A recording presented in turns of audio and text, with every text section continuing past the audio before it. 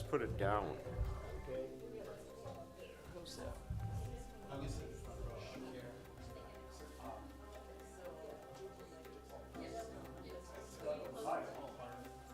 Good to meet you. How you doing?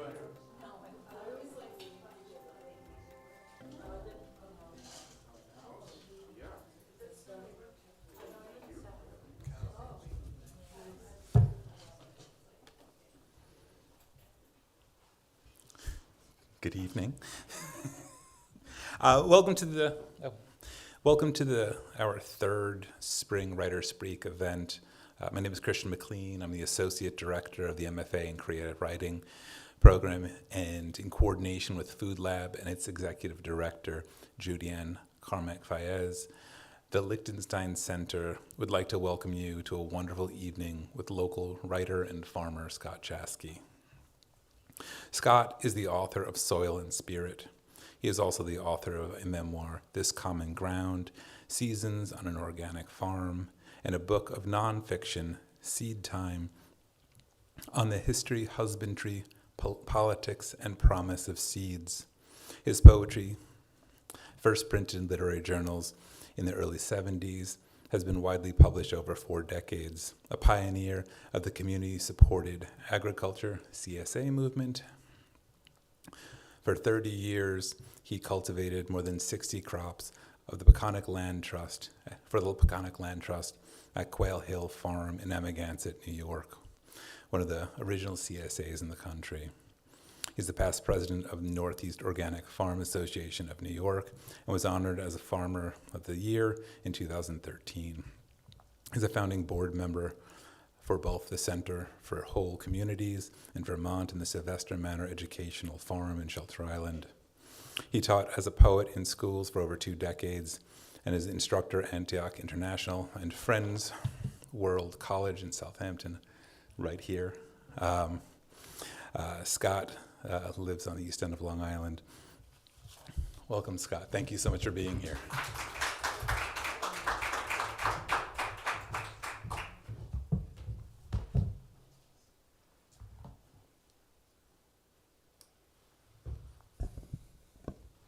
Something like that. I will start with a poem, which is how the book Soil and Spirit starts. A breath. Meadowman, house scholar, from field to chair, I hear the deep choir of the anvil. Iron and rust, irony, dust. Then Nordic beat breaks to summer. Willows wave, elderberry beads gift the cloud. Dog rose shades the shore. In a measure of rage, I know the weightlessness of innocence. At dawn, silken nursery tents spin the field to song. Sea air, violet Bethany stare, shake the man to make of breath a mortal joy. I'm very happy that the CEO of Milkweed, the book is published by Milkweed Editions, a not-for-profit publishing house that's been around since 1980 and publishes really wonderful books. Recently, they've sort of taken a step up in their work because of one book, actually, Braiding Sweetgrass by Robin Wall Kimmerer, which I see many people shaking. That one book has catapulted Milkweed into a whole different category, and I'm lucky to have wound up with them right now.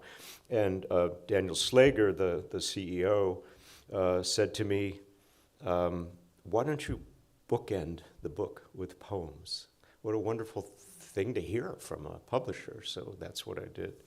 So I'm going to read from the prologue, and I preparing what to read from the book, I thought, well, this is the Food Lab is also part of this, and so I thought, well, I'm speaking to writers, but I'm also speaking to people who are working with the earth. So I'm reading a few things I haven't read before. I've given many readings now. The book came out in May, but some of it will be earth-related, and some of it will be sort of the writing side of things. A golden-fledged growth, this is the prologue. In the forest of Arden, Shakespeare's Orlando hangs pages of odes on trees, a poetic variation on the signals that trees exchange underground through fungal hyphae and mycorrhizal social networks. Orlando's intention is romantic, that of the woodland plants, though we cannot be certain, less so, if equally ardent. We do know that we share with plants the same need and impulse to communicate, and recently we have been reawakened to our evolutionary friendship with other species and to what Mary Evelyn Tucker calls the ever-expanding dynamic circles of connectivity. Stories are born when people come together in relationship, and stories connect us with other species that share our soils, our air, and our water. The challenges that confront us daily in the 21st century, familial, social, economic, political, environmental, can be overwhelming. And as we encounter what is reported as the greatest challenge humanity has collectively faced, climate disruption, it is timely to revisit an ancient theme, an interspecies theme, our kinship with nature. In his wise and playful book, Mesquite, my friend Gary Paul Nabon, ethnobotanist and Franciscan brother, introduces the Mexican rancher Ivan Aguirre. Part of our role here on this planet is to generate riqueza. How would you best say it in English? Richness, abundance, diversity? We are put here to observe the natural world and to learn from its structure and vigor. Traditionally, in multiple cultures, academies of learning have been sited within a natural structure, a forest grove or arbor. In Ireland's ancient Brehon law, a code of conduct, forest protection was of vital importance. Irish hedge schools were often situated in fields and hedgerows within a grove of trees. The prolific 20th century Indian writer and respected educator Rabindranath Tagore held classes under a canopy of leaves and branches. Of your two teachers, he advised, you will gain more wisdom from the trees. My education most closely resembles an earthen fabric woven together throughout decades of daily attention to soil structure, both loam and mycelium, and as a curious traveler exposed to diverse landscapes. I have learned through literature and in friendship with land. My teachers, poets, pine, oak, beech, stone, silt, loam, the sharp-shinned hawk, and the windhover. Years ago, I built a home on a steep hillside above the Cornish village of Mousehole on the southwest coast of England, where I lived with my wife and first son for a decade. In a village built almost entirely of stone, originally of granite and slate and later concrete block, with a harbor wall dating from 1392, our house made of wood was an anomaly. I didn't have a clue how to build with stone, though eventually out of necessity I would dabble in the art of stone hedging, a common practice in a landscape of abundant granite and slate. So timber was the material of choice. After deconstructing, carefully, a homely pre-World War II bungalow made entirely of asbestos, we raised our timber framing on the original foundation, repairing and replacing blocks where needed, and we left the heart of the home, the hearth and chimney, intact for a time open to the sky. Often at a loss of how to proceed, I was saved on countless days by the intuition, strength, and practical skills of my woodworking mate, Peter Perry, a member of the Men of the Trees, now known as the International Tree Foundation. Our labor with saws, chisels, and hammers was timed to the calls of jackdaws and gulls and to the surge of the sea on granite just below.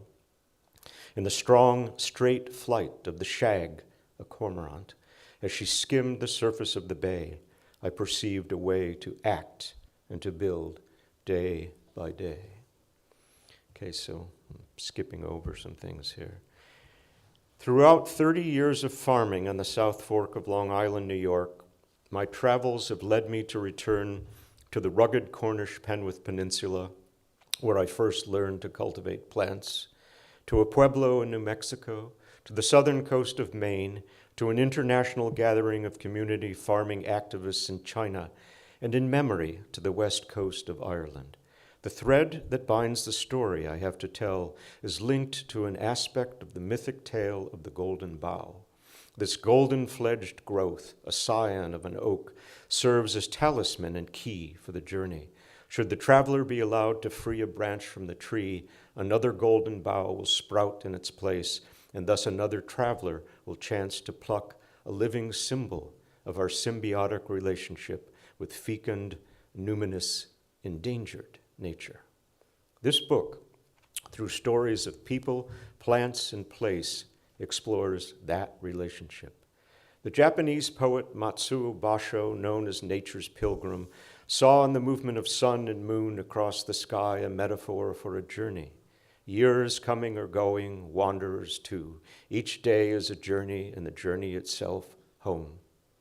We ourselves are whirling day by day within circles of connectivity.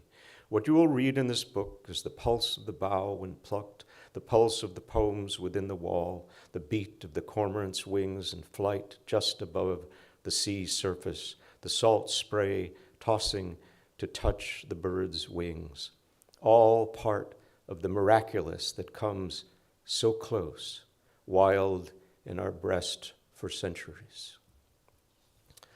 So that's from the prologue, and I have to mention there are many. So this book is really a series of interconnected essays, and to be fair to the book, I really should read the whole book to you, but I'm not sure that you're going to want to stay here for that many hours. So I'm going to skip around, but there are echoes throughout the book, and one of the echoes here, where I mentioned the poem, the pulse of the poems within the wall, I did refer to in a section that I passed over here. So when I was building this house, I had earlier my carpentry, my introduction to carpentry had been helping a friend build this house in Maine, and it was an old house, early 1800s, we knew, something like that. And he said he thought that in those days builders would actually put something to tell you, in the walls when the house was built. So while we were tearing down walls, we were always looking for what that might be. We found this coin, 1811, as a matter of fact, from this house. So when I was building the house in Cornwall, after that, before we tacked up the walls, I put poems in the walls. So that house is singing with these poems, I hope, still.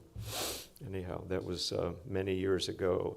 Has anyone been to Cornwall or to the, have you been as far as the, St. Ives, yeah. So St. Ives is basically just over the headland so the village that we lived in it's called Mousehole, but it's spelled Mousehole, and we lived in Love Lane Cottage, Mousehole. And it's near, everyone knows about the Pirates of Penzance. It's about 3 miles from Penzance. Very rugged and extraordinarily beautiful. It's on the 50th latitude, so it's 8 degrees further north than here, but has an entirely different climate, and will continue to have a very different climate. Who knows what that will be. Anyhow, so now I'm going to read a little bit from about Cornwall, and this chapter is called Older Than Thought. And there are 2 epigraphs to this chapter. The hurl and gliding rebuffed the big wind. My heart in hiding stirred for a bird the achieve of, the mastery of the thing. And that's from Hopkins. There's got to be someone here who knows the Windover. And then the second epigraph is from a great Scottish poet, Hugh MacDiarmid. I am no more indifferent or ill-disposed to life than death is. I would fain accept it all completely as the soil does. I must begin with these stones as the world began. Known in England warily by some as the West Country, And as Balerion by the Romans, Cornwall is a place where the old friendship of stone and man is palpable, visible everywhere. The most visible stone, sometimes labeled as Cyclopean, is granite, and much of the rugged coastline is defined by outcroppings of it and by the caves carved into it by the surging sea. This rock in a molten state welled up in the Carboniferous period, and the face of the rock, large crystals of quartz, feldspar, and mica, became exposed over centuries. Slates and shales, known locally as Killis, a product of the early Devonian period, add variety to the flow of the land, and a subvolcanic rock with a handsome name, Blue Elvin, surfaces along the coast between the bold granite sculptures. The interaction between these various rocks led to the formation of metalliferous ore deposits, copper and tin, among others, and thus Cornwall, thousands of years ago, became known as a source of metals. Whether this is factual or not, when walking above the strong sea on the dramatic coast path, it is fanciful to imagine Phoenician merchants in search of tin guiding their primitive crafts towards the rocky coast of Cornwall over 3,000 years ago. The surrealist painter and writer Ithel Colquhoun issued a warning. She lived in Mousel. She issued a warning. West Penwith is granite, one of the oldest rocks, a byword for hardness, endurance, inflexibility. That is the fundamental fact about Cornwall's westernmost hundred, and unless you like granite, you will not find happiness there. That same granite, hauled, piled, and artfully placed to build stone walls, has long served as a kind of terracing on this steep, uneven terrain, so the land could be transformed into individual meadows to be worked by hardy, adept gardeners. Throughout the county, the old trackways, often wide enough for only one vehicle, are lined with stone walls, some stacked so high as to create a tunnel effect. The surfaces of these stone hedges are made up of riotous vines and greenery, but the plant life only obscures the careful stone hedging that serves as fencing for the patchwork of farm fields. The prominent standing stones that appear everywhere, menhirs, quoits, those are chamber tombs, stone circles in greater concentration than anywhere else in the British Isles, reflect the strong character of the place and add more than a bit of mystery. Colquhoun refers to these keepers of ancient power as the living stones. Her book of that title, first published in 1957, begins with an epigram from the Song of Amergin. Amergin is the first poet of Ireland. Who but I can unfold the secrets of the unhewn dolmen? That's what Amergin said. The words of the New Hampshire author Howard Mansfield read as a kind of echo of the landscape of Cornwall. He says, in ancient belief, stones were the bones of the earth. Stones were animate. We are at heart ancients. Okay, so now I'm going to skip through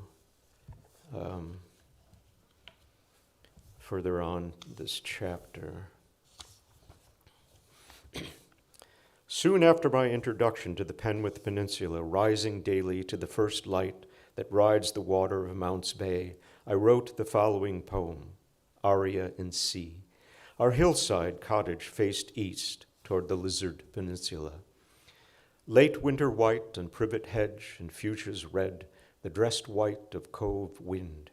East wind stirs fabric among stones, clothes woven by cliff stream and cold. My eye records diffuse and difficult tones, sea chants and chance bucklings of branch and cone, self-shimmer of earth change. List here within range of touch, sense and sounds I am other to resist. Lute notes of moorland ease with night, shadow into morning, and unearth a music that gentle light gives to eyes in a play of days. Not far from our solid wooden door inscribed with the name Love Lane Studio, which opened to a steep path leading up to the lane, the southwest coast path continues on its meandering way westward towards Land's End. From there it rounds the promontory to hug the Atlantic coast, heading up country toward Devonshire. On the way to the coast path, 50 steps from the gravel entrance to Love Lane, a thick tangle of brambles disguised the gateway to the ancient cliff meadows, my daily destination. There, shovel, seeds, and chipper in hand, I would descend through a series of steep meadows to the chosen path to enact a ritual practiced by villagers over hundreds of years. It was there I learned to garden in the quilt of small meadows lined with stone and profuse greenery. James Joyce spoke of the druid silence of the sea in another Celtic place, and though the legacy of druids lingers in the air and thickets of Penwith, it is more common for the sea to speak or shout with tidal abandon. Wave sound echoes back and forth from Merlin's Rock just off the coast to Mousel Cave, a whistle away. The meadows I tilled and planted potatoes in were a kind of fertile crust over the cave below, a granite mouth of the headland, hollowed out over centuries by the gales pounding in from the southwest.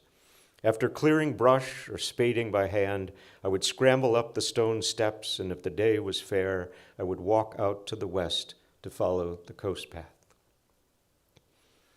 I came to know the stretch of narrow track between Mousel and Lamorna well enough to travel at significant speed over undulating earth and granite rock, even when the light fell and mist or darkness settled in. The path is level from the top of Reginnis Hill out to the abandoned Coast Guard station, where a steep descent leads the walker through the former flower meadows down to the granite outcrop known as the Crackers. These granite steps, some massive in size, also built into walls to terrace the meadows, were moved into place with the aid of impressive ingenuity and muscle. I asked my friend and garden mentor, Edgar Wallace, who lived throughout his long life in Mousel, how were your ancestors able to lift and build with stone of such weight? As if the answer was obvious, he replied, they knew how to work in them days. That was Edgar. Edgar was about 80 when I met him, and we fell in together with Edgar's words, and we were the greatest of friends for the decade that we lived there. And he's the one that taught me to garden on these cliffs. In the clearing by the Crackers, where the steep meadows leveled off, I would look up for the hover of a small raptor in the coastal air, a kestrel, as I traversed the coastal ground. This was the bird, if in another incarnation, observed and noted in ecstasy by the poet Gerard Manley Hopkins. Familiar with his poem, The Windhover, long before I settled on the Penwith Peninsula, here I became part of the composition. I voiced Hopkins' poem as I leapt from granite rock to rock, or stopped to watch the flight of fulmars returning to nest in stone pockets within the cliffs. I remember no separation between a kestrel's wings, my human stride, the mist of Mounts Bay, the face of granite, and the words of a Jesuit. And yet there was a leap of imagination, an attention, something wanting a name. How could we be linked in time, within a step, a second, a minute, within this particular space? In his ecstasy, the poet takes on the heart of a bird. Then off, forth on swing as a skate's heel sweeps smooth in a bow bend. The hurl and gliding rebuffed the big wind. And the kestrel, through the rhythmic rush of air on her wings, the beat of her heart, she achieves a metrical dance, one that translates into poetic cadence, the counterpoint of hollow bone, feathers, and currents of air. So that's a bit from that chapter, and an introduction for a number of you to Cornwall.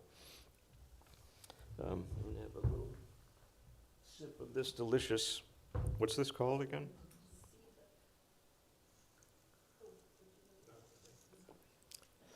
Anyhow, thank you for this.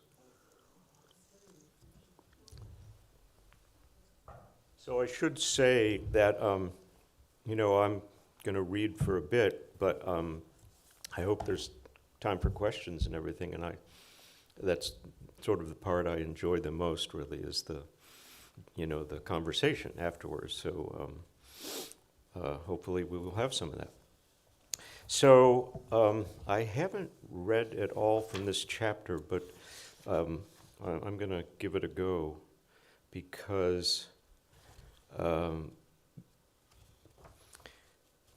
this was such a privilege to write this chapter. It's called A Strong Song, and when I was at school in Binghamton, Harper College it was called at the time, State University of New York at Binghamton, I had two great teachers, one of them Milton Kessler, a really, really fine poet, and we carried on a friendship for 35 years afterwards, and I'm still great friends with his children.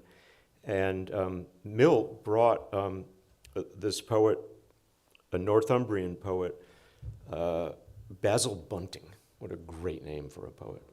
Brought Basil Bunting to the school because he heard that Basil was in the country trying to make a living, and he was 70, 71 years old, something like that. One of the great poets of the 20th century.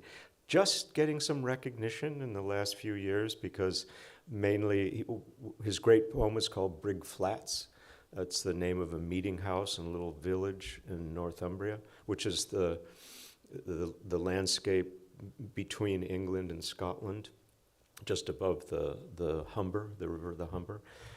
Anyhow, I've always wanted to write about Bunting, and the occasion never surfaced, and then it did with this book. So this chapter is about Bunting, and it's called A Strong Song, taken from his coda to Brig Flats, where it begins, a strong song tows us long, ear-sick, blind we follow, rain slant, spray flick to fields we do not know. Starts like that. Anyhow, the epigraph is from a Persian poet, Ferdowsi.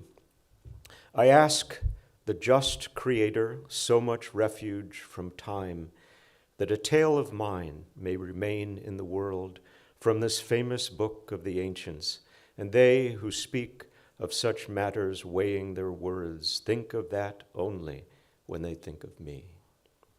Browsing among the bookstores on the quay along the harbor in Genoa, Italy, Basil Bunting was seduced by a tattered book with the name Oriental Tales inscribed on a newspaper cover.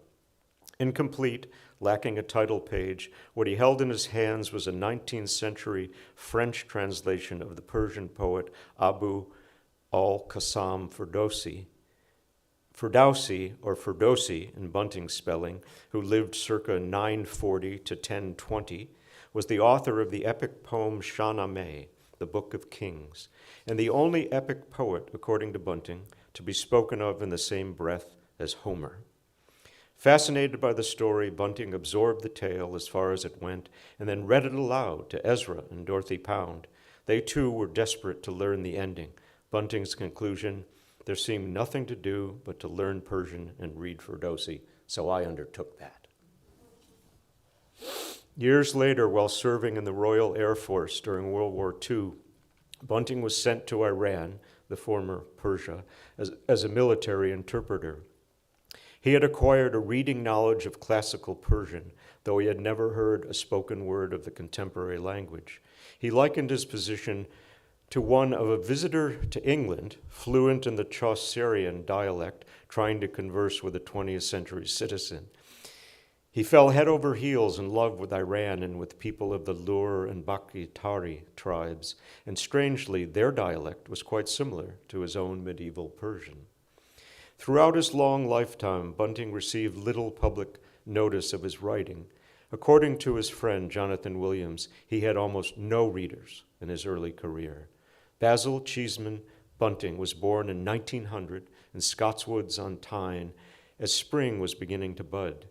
But not until Poems 1950 did a volume of his work reach the blossom stage, so he was 50 years old before that happened. His collected poems eventually appeared in 1968. I have a tattered copy of that edition, taped together with a fragile cover and faded image of the Northumbrian bard that I purchased at a class at Harper College, Binghamton University, 50 years ago. Bunting had an astonishing life, writes Richard Burton, who published a thorough, insightful, wonderful biography of him in 2013. He said this: along the way, he was a conscientious objector in World War I, prisoner, artist, model, journalist, editor, sailor, balloon operator, interpreter, wing commander, diplomat, spy, and above all these, a poet. Burton quotes Bunting late in his life as he ruminates about the semester he taught at Harper College. Binghamton was a dreadful climate, and in every way a most discouraging place. Dull students, boring faculty, continual snow, the last fall about May 9th. I confess to being one of those dull students, though perhaps preferable to those in Vancouver, whom Bunting considered like oxen. Would that we could meet again. I am enlivened by decades of work in open fields washed by the salt spray of the Atlantic. I'm not sure that would make much difference to Bunting, but I'd like to think so. Okay, so now I'm skipping over a lot just because I wanted to read a little bit about Bunting. Actually, what I'm going to do is I'm going to read a poem of Bunting's here from my tattered copy. And this poem is called What the Chairman Told Tom. He wrote this 1965, so he was 65 years old. This was after he returned to Northumberland. So he actually, for the time that he was, after being a conscientious objector in World War I and World War II, he really dove right into it. And he actually became the Brit who knew more about the complexity of the Persian people. It was extraordinary that he was actually in that position. Anyhow, this is called What the Chairman Told Tom. Since what I'm reading about has to do with the choices that I made about work, which had to do, the work of writing, of poetry, but also the work of laboring in the fields. So you'll see why that I'm mentioning that. Poetry, it's a hobby. I run model trains. Mr. Shaw there breeds pigeons. It's not work. You don't sweat. Nobody pays for it. You could advertise soap. Art, that's opera or repertory, the desert song. Nancy was in the chorus. But to ask for 12 pounds a week, married, aren't you? You've got a nerve. How could I look a bus conductor in the face if I paid you 12 pounds? Who says it's poetry anyhow? My 10-year-old can do it and rhyme. I get $3,000 in expenses, a car, vouchers, but I'm an accountant. They do what I tell them, my company. What do you do? Nasty little words, nasty long words. It's unhealthy. I want to wash when I meet a poet. They're reds, addicts, all delinquents. What you write is rot. Mr. Hines says so, and he's a school teacher. He ought to know. Go and find work. That's Bunting. Had a good sense of humor as well. So at the end of this chapter on Bunting, the very end, I am looking at Bunting over my shoulder.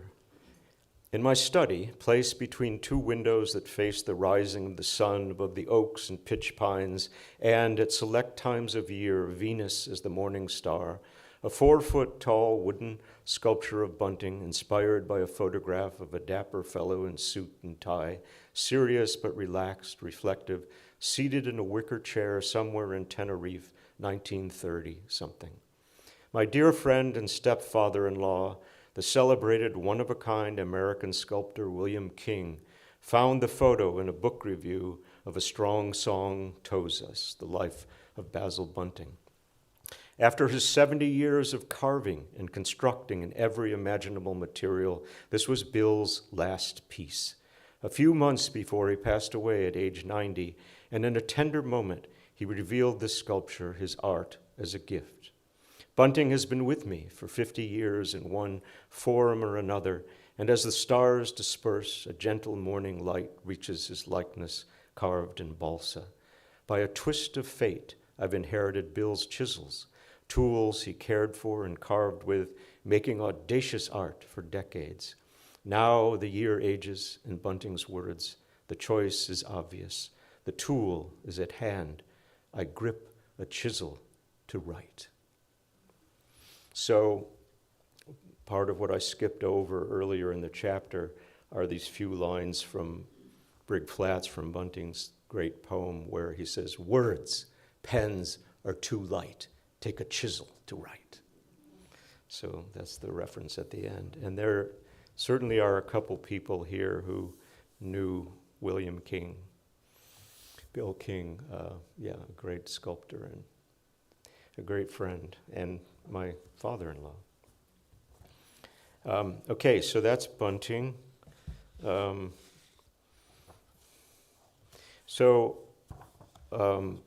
going to read from this chapter. It's called The Remembered Earth. It's chapter 9. Mainly because I brought along with me, Judy-Ann, I brought along some Shinnecock beans. Yeah, and so the story is in this chapter about the Shinnecock beans. But it starts with an epigraph from N. Scott Momaday, The Way to Rainy Mountain. Once in his life, a man ought to concentrate his mind upon the remembered earth, I believe. He ought to give himself up to a particular landscape in his experience, to look at it from as many angles as he can, to wonder about it, to dwell upon it. He ought to imagine that he touches it with his hands at every season and listens to the sounds that are made upon it. He ought to imagine the creatures there and all the faintest motions of the wind. He ought to recollect the glare of noon and all the colors of the dawn and dusk. Dusk, the swallow's hour, and a bright moon rises in the east over the North Atlantic. The ocean is near, I hear it, just beyond the railroad tracks in Amagansett village, a short glide for an osprey, though I cannot see it from my sheltered garden tucked into the back of a Long Island farm field. I am surrounded on every side by robust maples, white pines, an elegant larch, a thick tangle of bittersweet, honeysuckle, and the rampant porcelain berry, as I kneel on the sweet-smelling earth, planting beans as the light fades. The varieties of Phaseolus vulgaris are rare, collected by seed travelers from distant places, and I am a willing and joyful conservator. New Mexico, Tuscarora bread, Raffiofi, purple stardust, floored to Juno Sylvia, Shinnecock. As the first star appears below the moon, fireflies rise among the grasses, flickering like earthly stars on familiar terms with the soil. Swallows dip off toward night, and I press the last of the varietals one by one neatly into the row. This silt loam remembers the moment, as do I, as the last of the seeds, nightfall, fills the furrow. Flash, a firefly as the living seed, too, remembers the silt. And I didn't make that up. I actually was planting a bean called Nightfall as the night was falling. So I had to write about it, of course. So I'm going to skip through, too, because I want to get to the section that has to do with the... So this garden, I should mention that so when I started at what became Quail Hill Farm in 1990, we had 4 acres on a eroded hillside along Deep Lane. And actually the land trust did not own it at that time. Deborah Light still owned that piece. She had donated a 20-acre piece to a beautiful valley, the sort of the central part of Quail Hill, to the land trust in 1989. And later in 1995, when Deborah, wonderful woman, Deborah Light, was told that she only had 6 months to live because it was discovered she had lung cancer, she wanted to settle her affairs, and so she donated the rest of her farmland, which surrounds that area of Amagansett, which was another 200 acres. So she gave 220 acres to the Peconic Land Trust. Amazing gift. Anyhow, at the back, one of these back fields, we became part of a program in 2003 that had to do with planting Chinese medicinal herbs. And I never really had time to focus on this because I had to plant 5,000 lettuces or 10,000 radishes or whatever it was, and take care of the managing the CSA with 250 families, so 600, 700 people, something like that. Anyhow, now I get to devote my time to this Chinese herb gardens in this back of this field, and that's where this takes place. So a bunch of different things have happened in that garden. But at the moment, what's happening is, and I'm surrounded, so the farm is still growing in fields on both sides, and then there's this little pocket of these Chinese medicinal herbs. So this is still the end of this chapter that I started reading from. It is autumn, and I am harvesting the seeds of Anamarena, a plant I am strangely drawn to, despite its far from showy, somewhat odd appearance, and of Scrofularia, which is figwort, a compact bush that produces tiny red-brown flowers that rival angelica in attracting pollinators, especially bumblebees, 5 times the size of the flower. For the bee, to gather nectar requires dedication and dexterity of wings and abdomen. There is radical variation in the task of saving the seeds of these perennial herbs. Anamarena sends up a thin, tough flower stalk, almost 4 feet, speckled with tiny purple flowers. The seed, slightly larger than a sunflower seed, is encased in a sturdy husk that adheres to the stalk until early winter. The window for harvesting is wide. The seed of Scrofularia is tiny, smaller than a grain of mustard seed, and should the husk open and shatter, the gardener has lost the chance. Luckily, this autumn I am on time, and I seize the day and the seeds to ensure another generation. 32 years ago, seated on a 1952 Massey Harris tractor, I seeded a cover crop of rye across this 20-acre farm field to bring it into production. Today, in the herb garden that nests between fields of squash and potatoes, I am harvesting a diversity of seeds that have served a diversity of cultures. The means of transport and tillage are simplified, and the silt loam soil is improved over decades of regenerative farming practice based on traditional ecological methods. I've improved as a listener as well. The messages are received from maple, larch, Queen Anne's lace, blackberry lily, balloon flowers still blooming, and the southwest winds are more nuanced, lightly layered. Among the rare beans I harvest, now that the dried pods crackle, is the cranberry-colored shinnecock bean, a variety above all others that belongs here.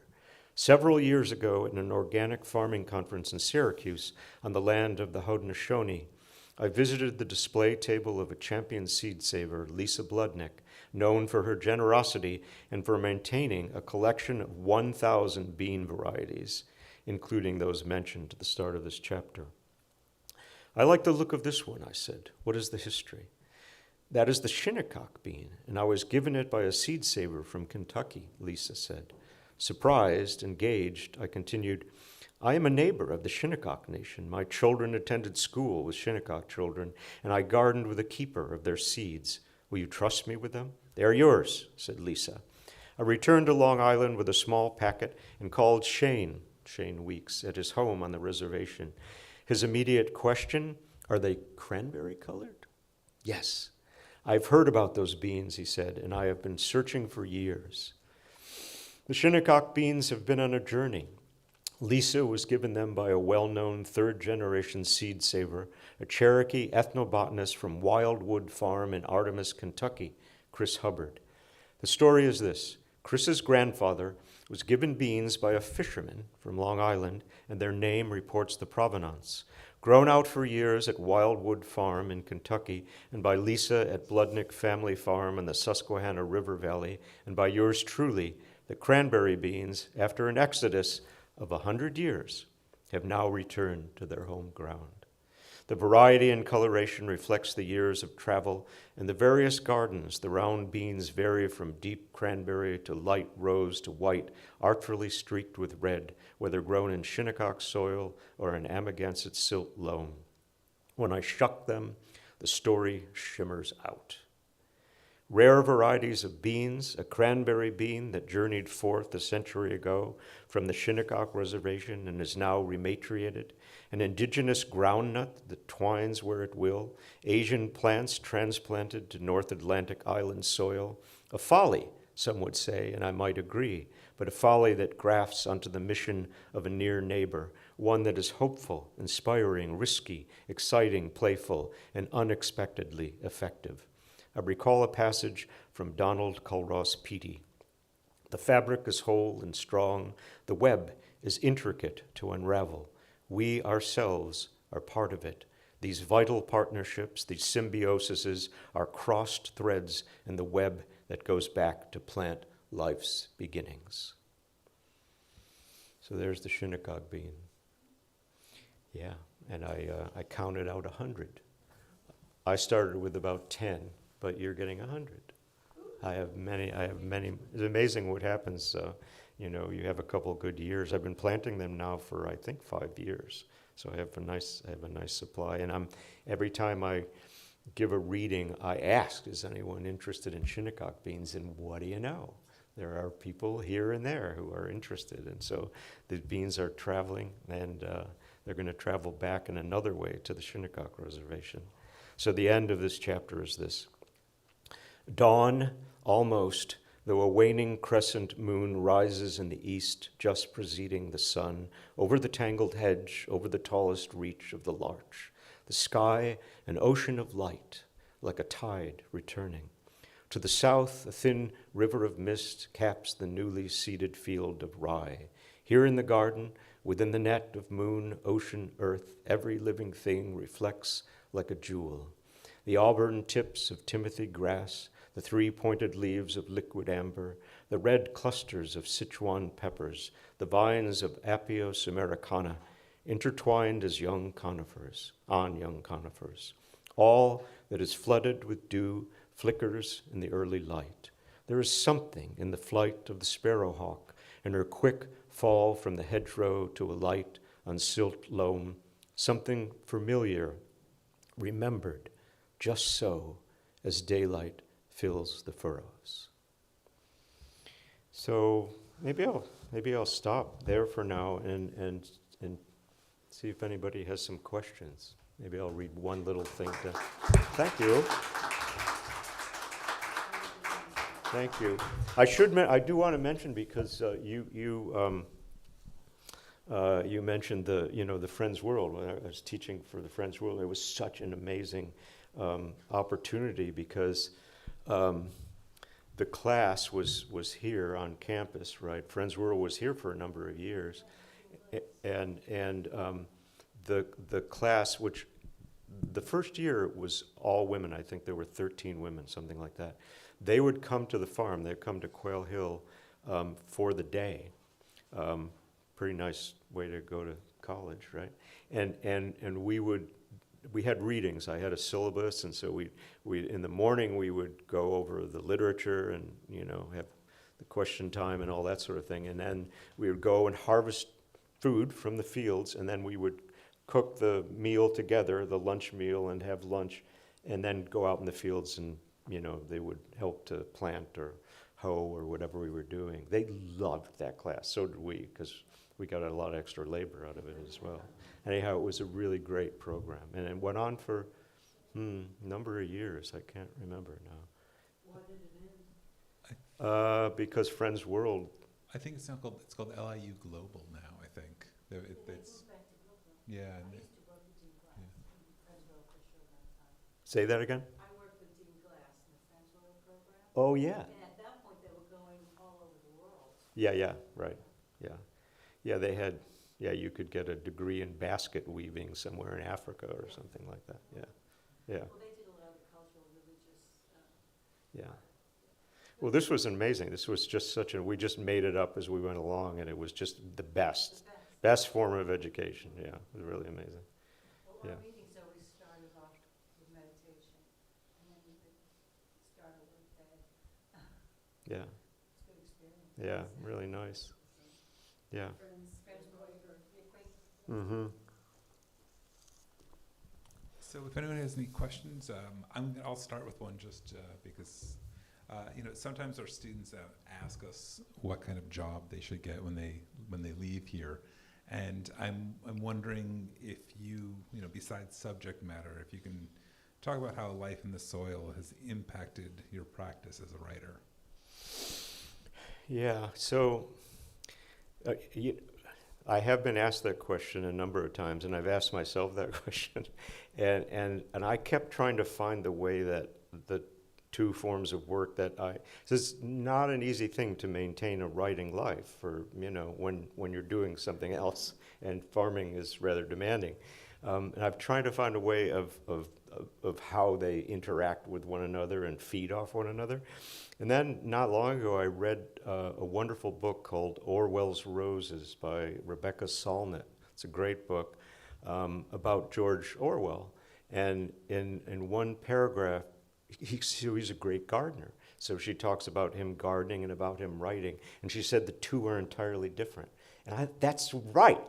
I realized I didn't have the courage to admit that to myself, And I suppose for a lot of reasons, the thing that drew me to, I learned to garden in England, and I learned from great gardeners.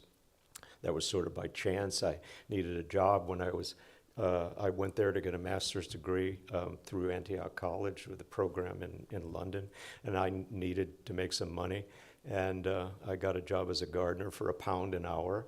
And then once that happened and I put the spade in the earth, I was hooked.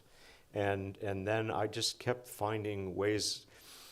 It was totally unpredictable that we would wind up in this little village in Cornwall. And when we wound up there, I heard that these cliff meadows, very steep, leading down to Mounts Bay, it's called, the big body of water that flows into the English Channel. I heard this was called the earliest ground in Britain. And I thought, whatever that is, I want to be part of it. And then I met Edgar, who was the great gardener, and one thing led to another. And then when we were there for 10 years. We came back to this country.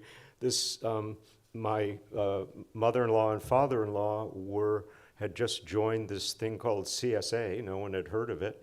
And it had started in 1988 in Bridgehampton with a biodynamic fruit grower, Hugh Williams.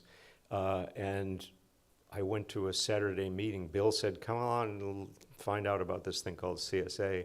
I went to that meeting, and there it was 30 years later.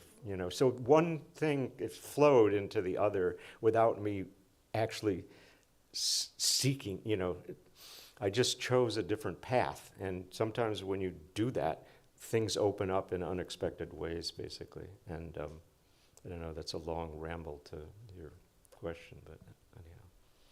Great.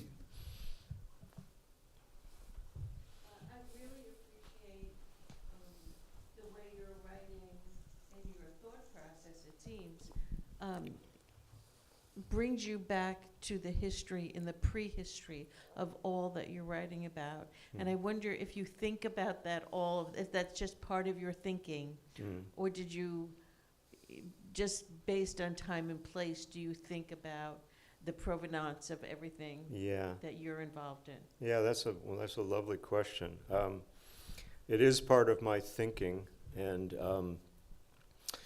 I have, this book really came out, I wanted to have more time to write, and because I wrote these couple other books while I was farming, but I had to do it at the end of the day or, early in the morning, and when I I graduated, is what my wife says, from Quail Hill, then I had some time. And so this has more of how I've thought, throughout my life.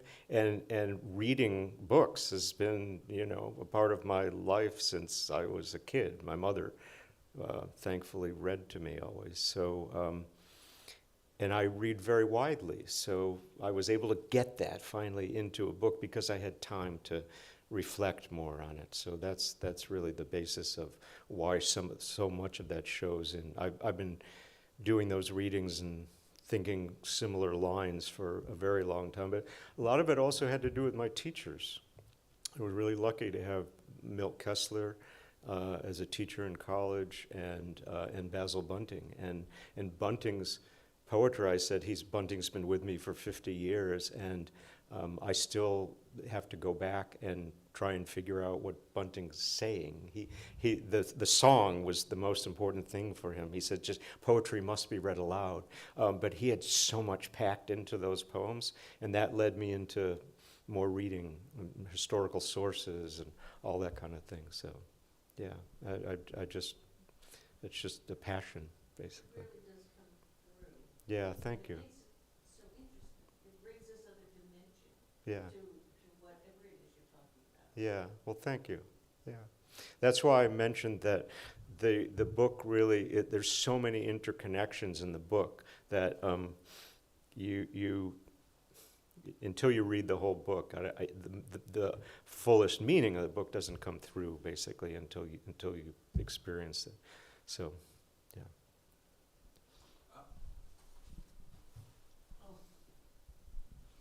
Well, both writing and farming are daily practices, True. Mm-hmm. and farming certainly starts with sunrise and ends with sunset, Yeah, right. which I don't think writing does necessarily. But I'm wondering, now that you're not actively farming, what has stayed with you? What imbues your spirit and memories of farming? Well, so I have this little patch in the, I still have my hands in the dirt. I've got this Chinese medicinal herb patch in the back of one of the farm fields, and they luckily tolerate me going there, and so I'm still there. So I can actually, read and write in the morning, and in the afternoon I can go out and garden, and then I've been asked to consult and, farms and that sort of thing, and so I'm still involved, so. Well, I'm just wondering what holds in your heart about farming. Well, when you do it for as long as I have, and you add the 10 years in on those cliff meadows, which was really, I really entered into it in farming on those cliff meadows. It's not going to leave. It can't go anywhere. It's in there. So it's just part of the and plus I live in the woods basically in Sag Harbor, and I'm surrounded, and I'm lucky enough that during the whole COVID period I could go out and walk in the woods and commune with the natural world that way, basically. So, yeah.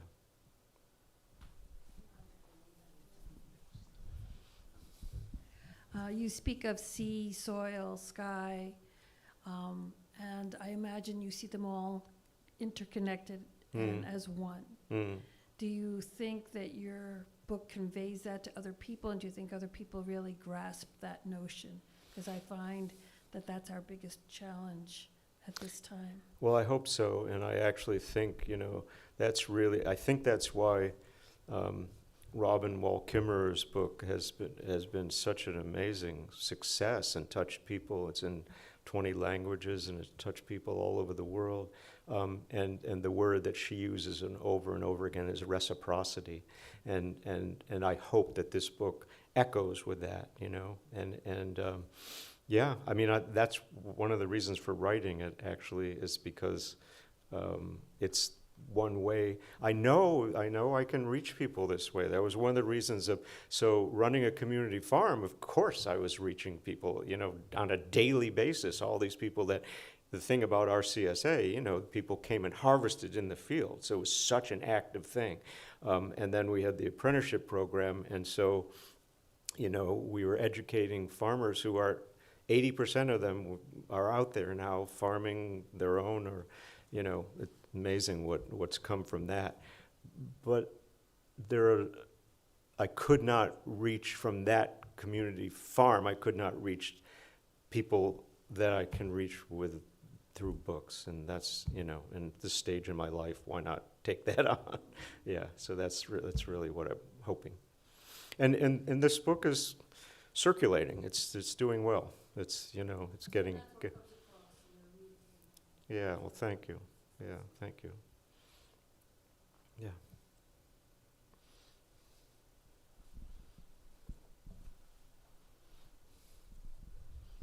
I'm just getting into farming myself, and I was wondering if you had any advice on I'm very indecisive, and I have trouble balancing, I guess fulfillment versus the needs of the farm, and I'm wondering if in the long term if you have any advice on how to balance those two aspects. Well, I would get involved in some form of community farm. I mean, one of the things about that this kind of new movement, is that you can find a source of, you learn about the community of the land itself, in the land itself, but you also can be in touch with so many people who are also, focused on healing land and healing other aspects of life and everything. And so, for instance, when we started, there was one other organic farm out here, the Green Thumb, and now there are maybe 50 small farms. And so there's many choices, and it's another way to have access to land, as not many people are able to find that. The ownership of land, especially in the Hamptons, is absurd. But through various kind of community farm programs, you just can get led from one to another and connect with different groups and et cetera. So, I mean, we're very fortunate out here that we've got so much of that activity going on, and it's only expanding as far as I can tell. Yeah. And good. Glad you're interested. Yeah. Aha. Aha. What do you know? That's great. There's so many, people who, are interconnected through the going and visiting other farms and everything through the craft program. I assume that's still going on, right? Yeah, I mean, that's just, you just meet so many people and learn about different aspects and who's doing what and everything. Really, really the way to do it. Yeah. Any last questions? All right, well, thank you so much, Scott. This has been fantastic. Thank you. Canio's books is here, and so books are on sale in the back, and Scott, you'll stick around and sign them. I will. All right, thank you very much. All right, thank you all for coming. Thank you all.